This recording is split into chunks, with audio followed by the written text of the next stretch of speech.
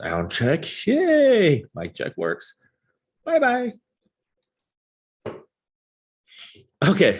So after all that, we're going to do flow charts. So I believe this flow chart I have right here is one that the students put together in a previous class. But theirs was also during COVID.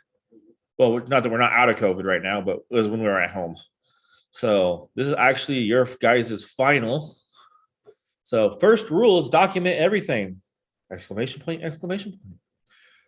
Come up with a plan for the following: how you will communicate and evenly distribute jobs. No one will be sitting around doing nothing, or they will not get participation for the day. You have 2 locations in different cities. Each location teaches 10 different courses with a maximum capacity of 24 students per class. We have same as here: A plus, Network plus, Security plus, Linux plus, Cloud plus, Server plus, Windows Operating System Fundamentals, Windows Server Fundamentals, Test Prep, Career Development.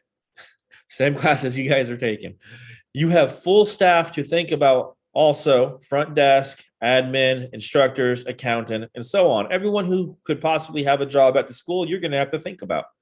You're tasked to try and build you're tasked to try and build the Windows domain to handle and organize everyday tasks and make management as easy as possible.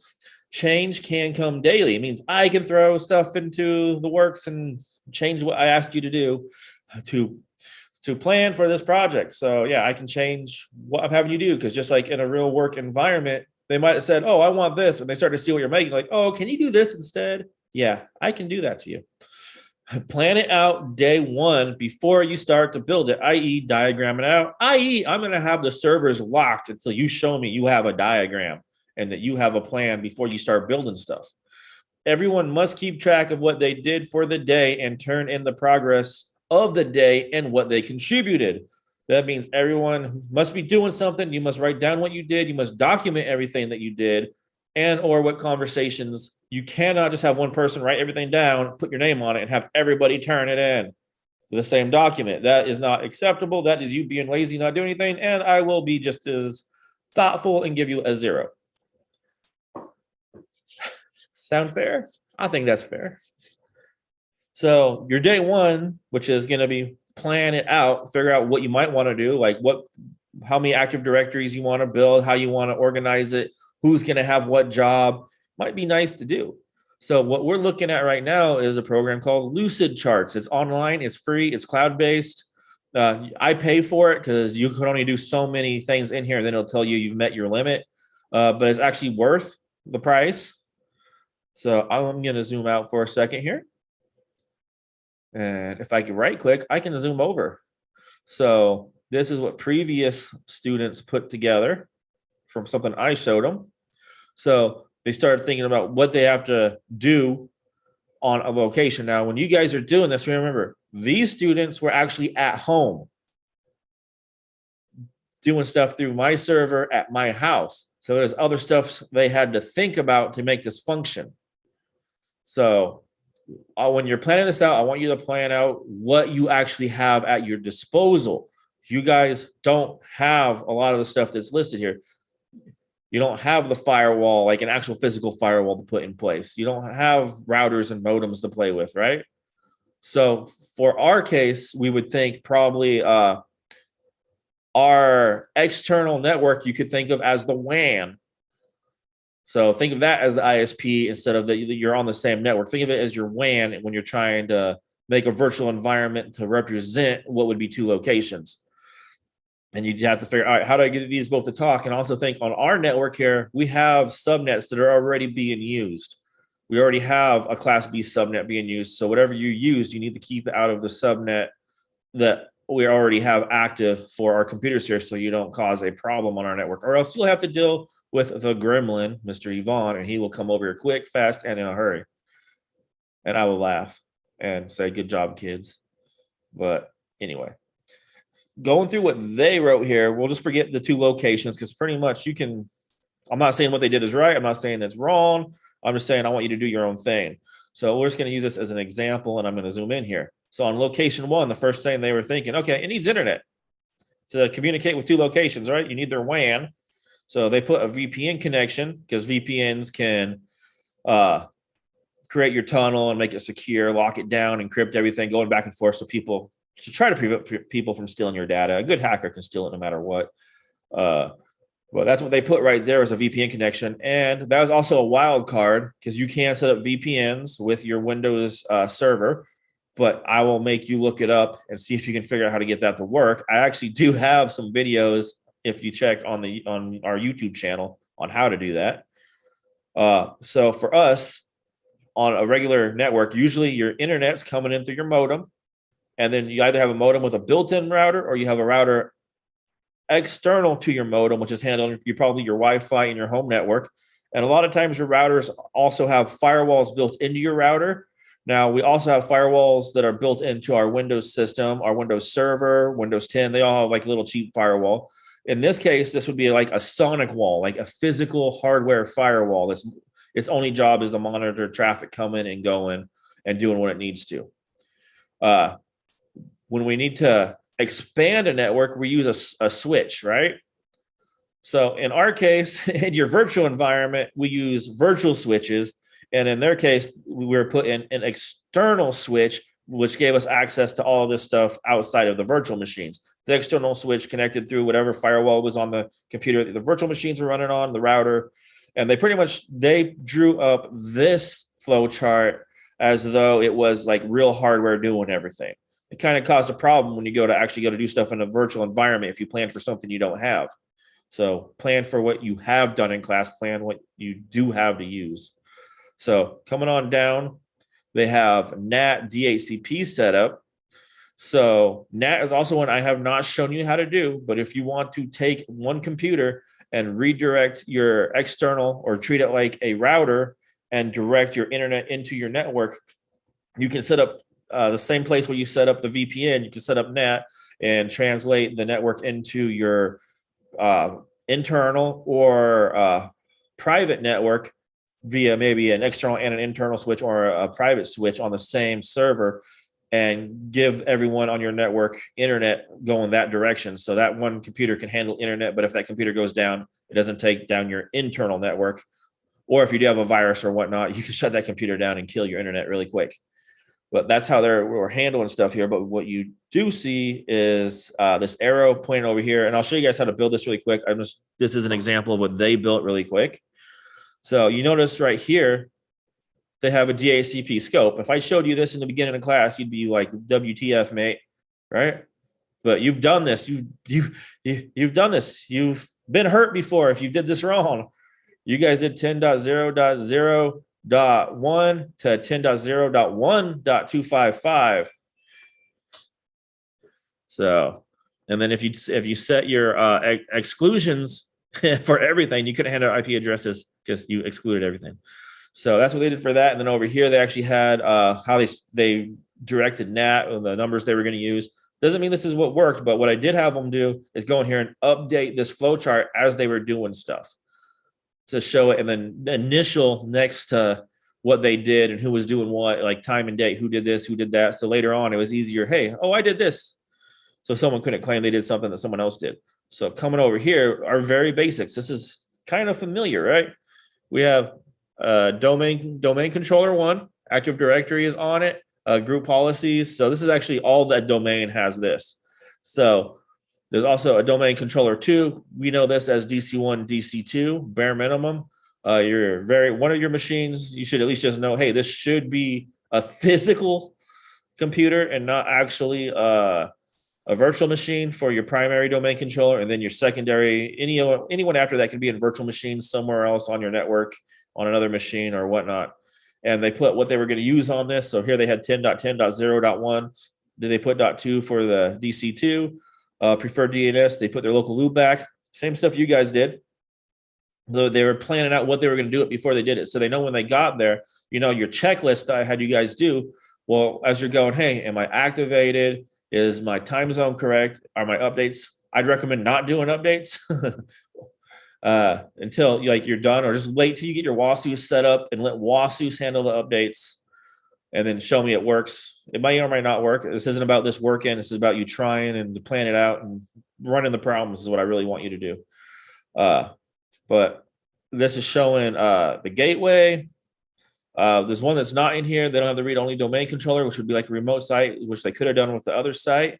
So this is all the basic stuff you did right from the beginning, right here. And then also what we needed to do, WASUs, because the first thing we're thinking about, are we up to date? Can we update everything? Can we get security up to date on all of our computers? And how are we going to make our network bigger? So WDS allows us to distribute installations across machines everywhere. So again, this is a role, right? So in this case, they put this on its own server. This isn't on domain controller. This isn't on DC1 or DC2. It's its own computer right here. It's got .4. This one's got .5. So they gave WDS its own server, WASUS its own server. And then these are the credentials they planned on using and see if they're pointing stuff correctly. So they're saying their default gateway was actually the NAT server, which is right here, which is correct. So it looks like they might have used the wrong IP address for that. So see, they say default gateway 10.10.0.3. I don't see a .3 on here. So that's probably the router, but they didn't put that up here. So that looks like kind of a typo, huh? So that stuff I'll be looking for is like, hey, so the gateway is how you get out of your network. The way you get out of your network would either be through the server that has NAT or your router's IP address. So let's follow there a little bit further. Now we're talking about internal switch. So what they're saying is these guys right here have a external switch and they're connected through NAT. So these guys are getting internet through this NAT right here. And then this server and this server are connected to this. So that means these guys are on the same network as this, as DC1 and DC2. And these ones also have to have NAT. So these guys also, WDS doesn't need it, but WASUS does. WDS does need DHCP. And as I'm looking over here, DHCP is on this server, NAT and DHCP. So they're going to be getting internet also because they're connected to this NAT server here. But after that, they have another virtual switch attached to the virtual machines. They have the internal one. Remember, the internal one is the one that the host computer can talk to the virtual machines. So going down, I'm just going to right click and drag this. They're planning out each room. So this is where their Windows 10 computers would be connected. So this would be like representing having our switch go to per classroom. So this isn't really that easy to read, but you can also, when I click on here, see what they have in here. So A+ group policy 1. So they're saying, hey, I'm going to set up a group policy for the A+ class, network plus class, and so on. For every class, they said, hey, I'm going to set up a GPO. So what I would say is that should probably say organizational unit and not GPO. So they should set up organizational units per class because a lot of these classes are going to have the same security lockdowns on them, right? So you can set one GPO and link it to multiple organizational units.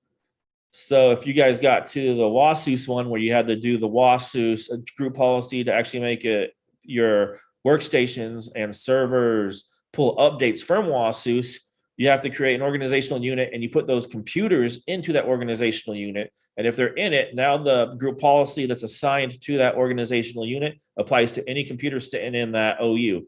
And just think of the OU, it's a folder. And your computer is a thing, it's a file. So you're putting the file in the folder and the permissions of that folder is being applied to the file that's sitting in that folder. So everything has a different name, but it's just easier to relate for me that it's a folder, stuff sits in it. They call it a container, and this is an object. Well, file, folder, container, object, same thing. So it looks like they probably have that for all this. And this was their pre-plan. And this is probably not their final one they did. This is just their first draft to plan it out before they go. Down here, they were writing who did what. So I had them put their names and they started filling out what they were doing. As you can see, some people did more than others, which you guys, I'm really thinking about just taking control and assigning you guys jobs, but we'll see. So let me zoom out. And what's cool about this Lucidcharts is you can take take a snippet and just drop it right into here. You can take pictures, drop it right into here. If you're working on something, you can create a little box and cut and paste right into this charts online. It's all in the cloud. So coming on, you can see here, users, they had question marks, locations, organizational units, question marks. So what they were doing is they were going to fill this in what they did. They didn't really do a decent job of that in this course, within that class. Other ones did really crazy stuff. So flipping over here, you can see their location 2. Your stuff could be exactly the same at location 2. The reason is they're different locations and they're on their own network. So you could actually do exactly over here what's over here. What you are going to have with that VPN is once it gets translated over to this network, we'll have it so your DC1s, DC2 are syncing up with this DC1 and DC2, because you need a server at each location and you need a minimal of 2 domain controllers per location, because if one goes down, this location here has 0 access. Now, you might also have some redundancy set up where maybe you have like a 3rd and a 4th DNS set up where maybe you're routing it through this VPN so they can get resources over here from the other location. But that's a little bit more complicated, and that's not something that we've covered. So use the tools that you have at hand to do what you think is the best way with the situation given to you with your current knowledge.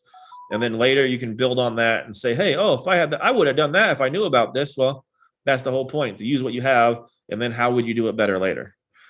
So I'm going to get out of this really quick, and let's see what else is here. Cool. Let's see. Can I go to file? I don't remember how to get out of this. I know some of these are all your tools right here. So we'll just go quickly about throwing stuff in the Lucidcharts and give you guys the link. So was there a exit? Share documents, import, accessibility, convert, duplicate, save. I have nothing to save. Heck, let me just hit save.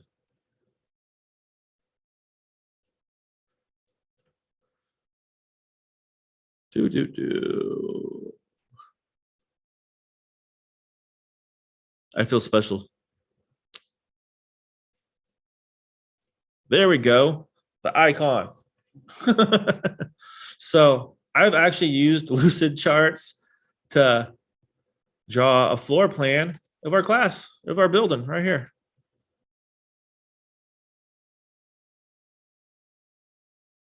So I was setting up how we wanted to wire things. So right here's the bathroom. Here's the other bathroom, the closet, the girls' bathroom, the so-called break room. So I drew all this up to scale in here. And then if you look around your classroom, you'll probably see switch. So Yvonne's, I have to update this because actually Yvonne's switch is actually over here. Look how easy that is. Actually, that's not Yvonne's anyways. Yvonne's is correct. Let me just Control Z that. So this is Yvonne's room, his screen, where his projector is. This is where Wasim's room is and his screen. My room is right here, and I'm projecting over here, and my switch is actually, it's right there also. Going down, here's the server room and the 4 switches that are in the server room, and it says our server and everything's in there. This was before I came back, but this is all stuff you can also use this Lucidchart for if you want to throw like floor plans together. It's pretty fun to play with.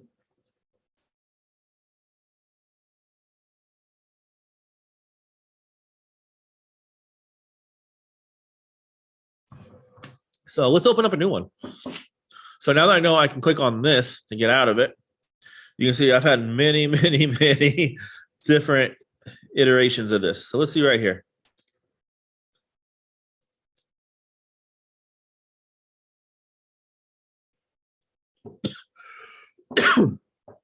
This one's a fairly basic setup, and this is actually one that one of the classes actually did legitimately for their class project. So you can see here, Active Directory domain services, 1 virtual machine. So they were designated which one of these is a virtual machine and which one is physical. Now, a way that we can represent that in our class is we can say a physical machine is on VMware, and a virtual machine is in nested virtualization on one of those VMware machines. We can use that and just document, hey, this one's representing a physical computer, a physical server, and these other ones are representing virtual machines. So you can have a bunch of virtual machines sitting on one server. And the kicker to this is I'm going to give you a real server ISO with a real server serial number to activate it. And you can activate unlimited virtual machines that are running on Hyper-V if they are on that server. That way you won't run into all these demo glitches that we've been running into. So that'll be all available to you when you start this project. So you can see on here, it says Wendy. You guys know Wendy now. Wendy's host computer name. And this is actually what they named the computer. So that's something you probably want to also do. What's a naming scheme? You don't want to have everybody doing a random name on every computer. Because do you want to ping some random name when you're trying to figure out if it's working or not, or if something goes wrong? So let's go in here. They thought the web, the modem, the router, since this stuff was at my house, right? COVID-1 ESXI server, that is what our server is called that we have right now. Then we have external virtual network, which is what this server is connecting to. Then they have virtual machines host with internal virtual switch external. So this would be the host or the VM virtual machine. And they also created another VM virtual machine over here that's AD, an Active Directory Domain Services, one VM, and then a host over here. And on this one, they actually did their nested virtualization. So at this point, they had an external virtual switch and an internal virtual switch so that the host could talk to the machines. Coming down here, they had workstations and clients and staff. So this is where they were setting up their Windows 10 computers and workstations and what they would actually assign to those. So they knew they had to put all of those there. So instead of how the other group did it, where they just said computer A plus, network plus, they completely forgot about staff on the previous one we were just looking at. So then you can come over here, Workstation Clients. So this is actually they made a workstation on the server. So on the VMware side, or no, it looks like they did it on the Hyper-V side for everybody. So each one had their own Windows 10 computer that they built so they can manage stuff. And that was the static IP they gave themselves to use on their own network right there. Because every single one of you should be able to work at the same time. You don't have to log onto the server. We know that we can actually log using Server Manager to manage everything, right? So coming on over here, Active Directory VM2. Come on. They put them in notes. Okay. There we go. 10.10.0.2 ITGD. I don't know what that was standing for. And then here they have DHCP server. They have a WASU server. And what they're representing right here is, hey, 2 domains equal Hogwarts.LAN. And then they put the Hogwarts coat of arms right there. And they also made that with a GPO. They made that when you logged in, all the computers had that for their desktop. So, and then you have the private switch, which you could set all of the students and stuff on this end here. Because you could, if you have Nat up here, you could route everything through that private switch. So let's figure out, how do you want to route stuff? How do you want to make it work legitimately? Because I don't want you guys leaving this class not trying to build a real network. Right now, I'd be asking you, as you're like, I don't know. Well, once you get beat up a little bit, you will. So I'm going to go File, New, Blank Document. So what's cool over here, it says shapes and stuff. You can search, and I can just say, server. And now it's giving me all these different standardized icons for servers. So I can just grab, say real quick, I can just grab a server over here. This does have, when you go to help, there's videos you can watch on this to figure out how to use this even better. The virtual server. And you say, you want to direct, say, hey, I'm routing this to this. How you like that? Or say you want the arrow go in both directions. So maybe this represents your network connection, your Ethernet, right? I can change. So right now there's no arrow on the other end here. So I could change it and say, hey, this is the communication, it's two-way communication, and I want this to represent Ethernet.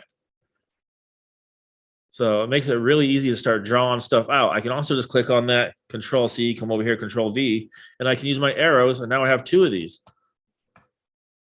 So, and again, I can just drag that over here, and it'll auto snap to it. And if I don't like that line, say I wanted to represent something else, I can change what those arrows look like right here. And again, I can change my line. It can represent something different. I can change the thickness of that line. I can also change the color of it. Once I click on it, I can come over here and I can say, hey, I want it to be red. So I can create a key on the side and say, hey, this equals that. So red arrows mean it's maybe 10 gig Ethernet. Black arrows means it's 1 gig Ethernet because your regular computers don't need 10 gig, but your servers do. So in our case, that's not going to matter because we're dealing with the virtual environment. But for real world scenarios, you might want to say, hey, before I plan this out, I need to think, hey, if I'm doing 10 gig, do I have 10 gig cards? If I'm doing 1 gig, do I have 1 gig cards? Can I run this? And also like how I draw that floor plan, that might help you visualize like, oh, I didn't think about that. How am I going to run this? How many do I need? In that program, in this program, I did everything to scale. So if I draw a line across, I know I need at least that many feet, that much, feet of cable to run it. Not counting whatever is going to block me up in the ceiling. So once you get a little bit more experience and you look up there, like, okay, I need a bare minimum of this plus maybe 20 feet to get around stuff. So in our case, we're in a virtual machine. So coming on down here, you can see it's got Azure Enterprise stuff, which is actually the icons that Microsoft uses. And you can use your own stuff. So something cool here, I can do my Windows Shift S. I can take a screenshot, say right here. I can just do that, right? Then I can click right here, just do Control V. There it is. I just created my own from a snippet. So, I mean, this is in the cloud, but it's very powerful. There's so much you can do on here. And then I can right click on it. Actually, let me see. Yeah, I think I can right click. Yeah, so I can change the arrangement. I can do layers, scrolling down. I can add notes to it. So I can do that right there and say, hey, this sucks. Sean is not teaching us anything. ... Love Al. Oh, never mind.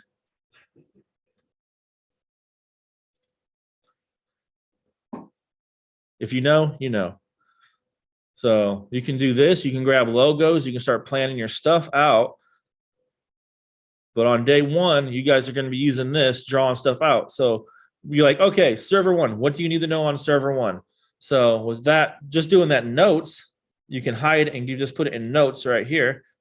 And you're like, all right, I need a static IP. That's a requirement. Why do I need a static IP? Because I'm going to do Active Directory domain services, right? So that's a role.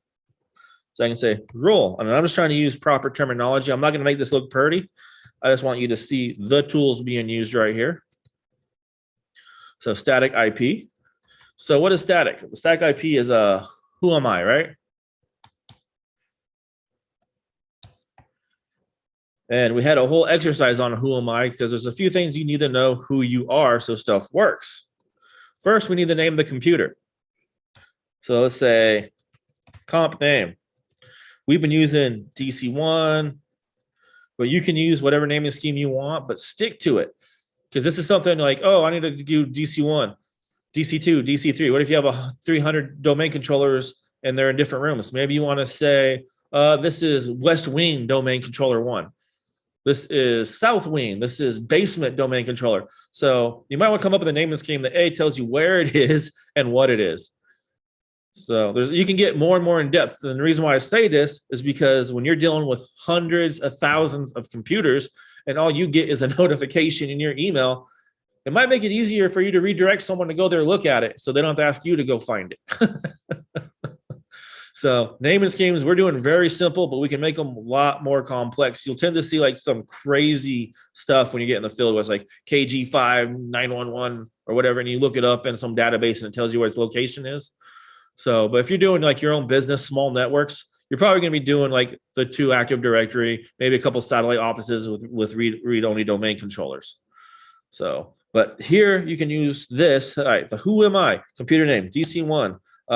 Who am I on the network? So static IP, right? We use 10.0.0.1, and we did that because previously when we did this, we just made this. We just said that the zeros were servers, right? You can get more complex. You have 2 locations, so you might have. If I stop deleting stuff here, I don't know what's going on here. Let's try that again. Stuff started disappearing on me.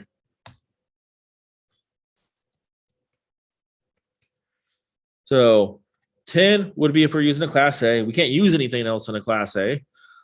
This first octet, well, our first usable octet, our second octet, we can say, hey, location 1.0, and that 0 equals a server. .1, it's the first server there. So we can break this all up so these all mean something different, just like the name could mean something. And then location 2 could be 10.2.0.1, which would be as the first domain controller at location 2, DC1 of location 2. So we can get a lot more in depth here. So we probably, other things we need to know is what's going to be on those servers. So our first primary one, we probably just want Active Directory domain services on one computer. We want that to be its only role. Because whenever somebody sits at a computer and logs into the computer, they have to go through that. And that might not sound like something big until you realize, hey, there's 500 of you walking to the building at the same time, logging into your computer at the same time. That computer is going to get slammed at the beginning of the day when people get in there. And it's also going to be redirecting for system resources, telling everybody where stuff is. So you definitely want to make sure that is good to go. So again, that's just basic stuff right here. You might also want to think about stuff that we haven't done, but you did do and you certify. How about printers? You probably want to set up a print server too, right? And again, I can just look over here and like, hey, look, I have a large format printer, large printer. So whatever icons you want to use, or you can just come over here to Google and say printer. And we can just say, hey, go away, you. Images. And, you know, I'm a thief, right? So we're going to do this. I'm just going to snippet me a little icon right here. All right, I'm going to get a little bit of that top up there, but that's okay. And I'm just go back into my document. Maybe. Which one am I on? Right there. And I say, hey, let's think about a printer server. It's uploading. Look, I have a printer icon now. Ain't I a thief? But for that printer, you probably have some static stuff you want to put on that too. So you probably want to right click, say add notes. So your printers are going to definitely want to have a static IP, right? So we can say 10.0. Printers are kind of a pain in the ass. So let's just say 100.1. We say 100s are printers. So, because if you use a class A, so you got so many to use, it doesn't matter. It makes it a lot easier for you to organize. Why use a class C if you can break everything down and you don't have to worry about ever running out of IP addresses because you just got to get more organized with what you're assigning. So you probably also your scopes, right? So on your DHCP server, probably on one of these servers here, we would put add a note, DHCP. And what I need to know about that DHCP is I probably need my scope, what I'm going to hand out. And for example, we did a 10.0.0.1 through 10.0.1.255, right? But we also set a exclude. So we excluded all the .0.1s, right? Because we're using those statically for servers. So this is just an example. You don't have to be as dirty as mine. You can make it look nice and clean. I know some of you are OCD. It's good to be OCD because it'll make it easier for me to look at it. And you have this infinite space here to work with, right? Look how far I zoomed out there. And you just right click to drag stuff around. If I unclick that, it'll take me out of the notes. And there's a lot more. I'd recommend going through the help right here. And there's learn the basics. Just go through these basics. Getting started video, add shapes, format a shape, add text. Go through all that first and then start going through it. You can download what you worked on, submit it. What I really want is you guys to document what you're doing, who's doing what, and plan it before you do it. So I'll help walk you through some of this stuff and give you ideas. We don't have super big class, but this is what day one is going to be. It's just to plan it, and I will keep everything locked on you guys until you have that. So I will give you today to play around with doing the learn the basics. And then when you're done with that, let me know and we'll see where you guys are at. So I'm going to end this video now. That's just a quick introduction to what we're going to be doing. And then we'll make some other videos on going more in depth, but hopefully that was helpful. So, probably not, but have a good day.